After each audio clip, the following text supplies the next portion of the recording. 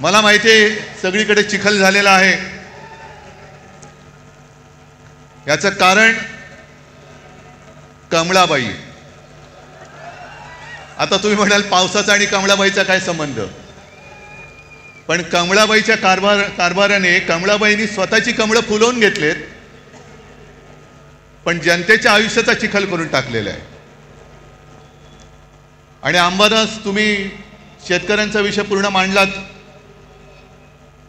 जी हालत शेतकऱ्यांची झाले त्याची थोडीशी चुणूक आपल्याला येईल या पावसात भिजताना आणि चिखलात बसल्यावरती। घरादाराचं संपूर्णपणे चिखल झालेला आहे त्यांच्या।